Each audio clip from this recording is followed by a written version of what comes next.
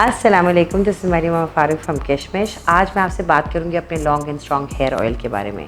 इसके अंदर दो हमारी बहुत मेन इंग्रेडिएंट्स हैं जिसकी वजह से बाल बहुत ज़्यादा स्ट्रॉन्ग रहते हैं, उनमें शाइन आता है, हेयर रीग्रोथ होती है, बाल लंबे होते हैं, मजबूत होते हैं। सबसे पहले तो इसके अंदर हमारा ब्लैक सीड ऑयल है जिसको आप कहते हैं कलौंजी का तेल।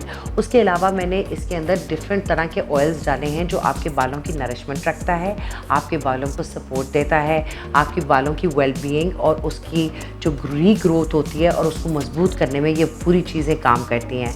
उसके अलावा इसको लगाने से आपके बालों में जनरली एक शाइन बरकरार रहती है और बाल इजी टू मैनेज होते हैं। ऑयलिंग करना बहुत ज़रूरी है। जो ऑयल आपने यूज़ करना है वो आपने एटलीस्ट वीक में 2 से 3 दफ़ा, जब भी आपने अपना सर वॉश करना है तब आपने ऑयल लगाना है। चाहे आधे घंटे के लिए लगाएं, 40 मिनट के लिए लगाएं, लेकिन ऑयलिंग करना बालों में बहुत ज़रूरी है।